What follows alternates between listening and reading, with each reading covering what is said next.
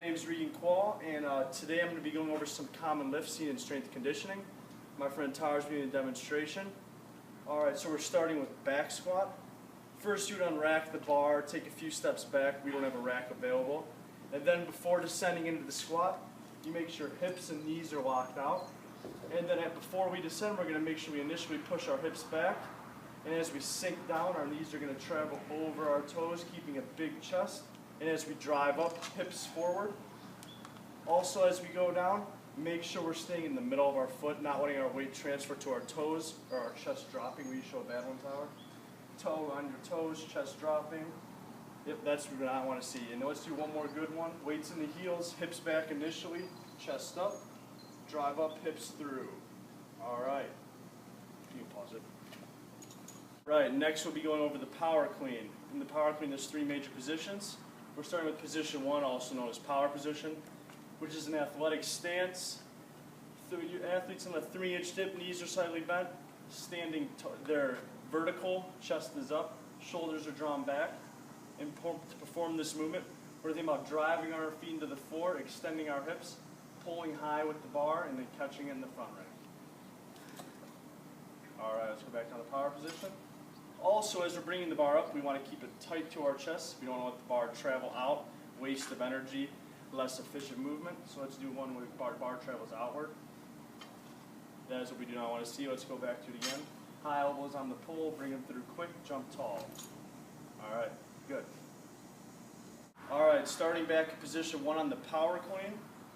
So we're in the athletic stance. When we're traveling to position two, we're going to think about shifting our hips back, creating tension in the hamstrings. We still have a big chest, our shoulders are drawn back. And as we travel from position two to position one, we're thinking about just standing tall, big chest, and then we're going to extend our hips, pull the bar up to our front rack. Let's do that one again. The bar came out a little bit far. Starting at position one again, position two.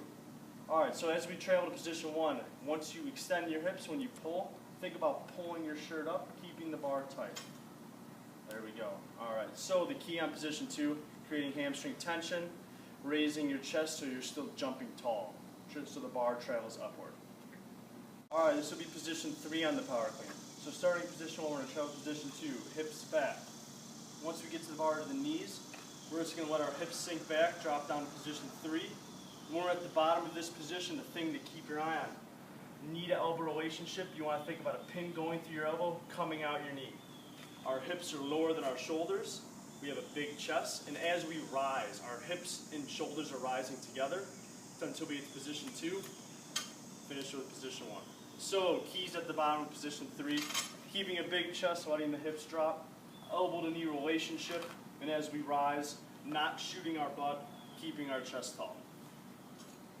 Going over the power snatch, and the power snatch has the same three positions as the power clean. Hip, top of the knee, mid-shin.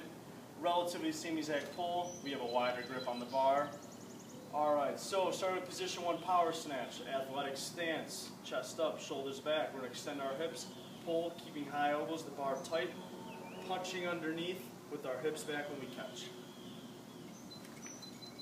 There we go, let's do it again. Emphasize high elbows on the pull and hips back on the catch. And the hips back on the catch is the same way you catch a clean. You want to catch in an athletic position. Alright, back down to position one. Alright, so position two, hips back, creating tension in the hamstrings. As we're coming up to position one, raising our chest, jumping tall, high pull, catch. Good job, good job. As we're traveling through all these positions, we want our whole foot on the ground. We don't want to be on our toes. Now we're on position two, to go to position three, mid-shin. Once again, we have an elbow-knee relationship. Our hips are lower than our shoulders, our chest is tall. As we're making the pull, we're going to push our knees back. Think big chest. Once it gets to the hip, pull, catch with the hips back.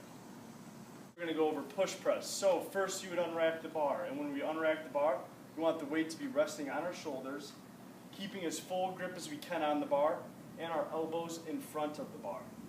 So with the push press, you're using your hips to drive the bar up for your power. So we'd initially do a 3-inch dip, extend our hips, press the bar overhead. Back down your front rack. And as we're pressing, we're pushing our head back, pushing it through once the bar passes the head so it travels in a straight line. And when we drop the bar down, we want to drop it with our elbows in front so we can catch it on a secure front rack. Also, with the dip on the on the push press, many athletes tend to go onto their toes, only pushing their knees forward. We want to think about hips slightly going back or straight down and driving through the whole foot. You can go through the whole foot. There we go. Then we'll just do one on the toes, pushing the knees only forward. That is what we do not want to see. We want to make sure we're driving through the whole entire foot. The front squat, we don't have a rack once again, so you'd unrack the bar with it resting on your shoulders. Take a few steps back, and you can roll the bar back into your fingertips if you please. If you have good enough mobility, you can keep a full grip on the bar. But the thing we want to emphasize with the front rack is keeping our elbows high. You can even think about pointing them towards the wall in front of you. That'd be a good cue for an athlete. And before we drop, we make sure the knees and hips are extended, just like the back squat. And as we're dropping, we sink the hips back first, and then we're just dropping straight down, knees going over the toes. As we come up, hips come forward. Common thing in front squats is athletes traveling onto their toes, so let's do one like that. Weights coming forward. All right, back up. Or also when the front rack is lost and the elbows drop. This is when you would cue an athlete to keep their elbows up, or a strong front rack, either or. So the keys of the front squat: elbows up, keeping a big chest throughout the whole squat, and driving through the whole foot during the whole movement. We want to keep the weight spread out evenly throughout the whole